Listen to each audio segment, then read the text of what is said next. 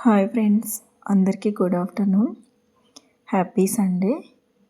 ఈరోజు మనం ఆంధ్రుల స్పెషల్ ఆకుకూర అయినటువంటి గోంగూరతో చికెన్, గోంగూర చికెన్ చేస్తున్నాం అన్నమాట. గోంగూర చికెన్ కోసం మనం బాగా కడిగినటువంటి చికెన్ 1 కిలో, అలాగే 2 పెద్ద కట్టల గోంగూరను కూడా కడిగి ఉంచుకుంటాం అన్నమాట. మాయాబజార్ మూవీలో చెప్పినట్టుగా ఆంధ్రులకి గోంగూర లేకుండా విందు అనేది కంప్లీట్ అవ్వదంట. గోంగూర మనకు వెజ్ కర్రీస్లోనే కాదు, నాన్ వెజ్ కర్రీస్లో కూడా మంచి టేస్ట్ని ఇస్తుంది. ఇది అందరికీ తెలుసు. అయితే ఎవ్రీ సండే మనం రొటీన్గా చికెన్ ఒకేలాగా చేసుకుంటే బోర్ కొడుతుంది కదా. అందుకనే ఈ సండే మనం కొంచెం వెరైటీగా గోంగూర చికెన్ని ప్రిపేర్ చేద్దామండి. దానికోసం నేను ఇలాగా రెడీ చేసుకుని ఉంచుకున్నాను అన్నమాట. ఆల్రెడీ కడిగి తీసుకున్నటువంటి చికెన్లో ఇలా కారం, రుచికి సరిపడా ఉప్పు,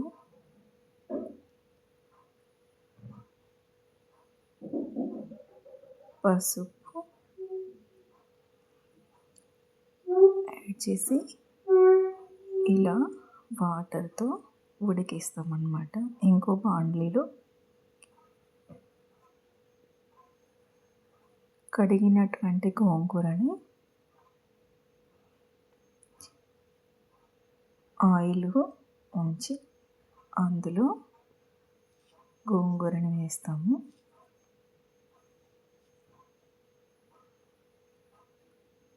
ఇందులో మనం వాటర్ పోయాల్సినటువంటి పని లేదు. గోంగూరలో ఉన్నటువంటి వాటరు మరియు ఆయిల్తోనే గోంగూర మొత్తం ఉడికిపోతుంది. ఇలా మనకు గోంగూర కొంచెం కొంచెంగా దగ్గర పడిన తర్వాత పసుపు అలాగే ఉప్పును కూడా యాడ్ చేసుకుంటాం. ఇక్కడ మనకు చికెన్ కూడా ఆల్రెడీ ఉడికిపోయిందనమాట. ఇలా ఎప్పుడైతే గోంగూర పైన ఆయిల్ తేలుతుందో గోంగూర కూడా రెడీ అయిపోయినట్టు.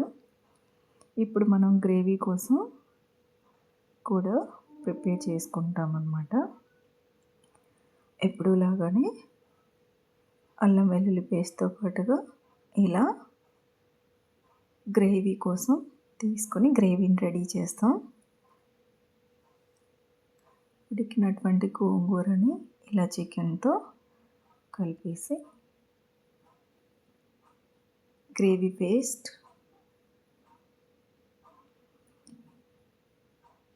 ఇలా నీట్గా కలుపుకుంటాం. చూడండి, కర్రీ చాలా గుజ్జు గుజ్జుగా వచ్చింది కదా. ఇప్పటి వరకు మనం ఆయిల్ అనేది వేయలేదు. ఇప్పుడు మనం ఇందులోకి ఆయిల్ని యాడ్ చేసుకుంటాం అన్నమాట. అలాగే గరం మసాలాను కూడా యాడ్ చేస్తాము. చికెన్ని గోంగూరతో కలిపిన తర్వాత ఒక 5 మినిట్స్ ఉడికితే చాలన్నమాట. ఇలా మనకు టేస్ట్గా ఉండేటటువంటి గోంగూర చికెన్ కర్రీ రాగి సంగటితో రెడీ అయిపోయింది. టేస్ట్ అయితే చాలా సూపర్గా ఉందండి. మీరు కూడా ఒకసారి ట్రై చేసి ఎలా కుదిరిందో కామెంట్ చేయండి.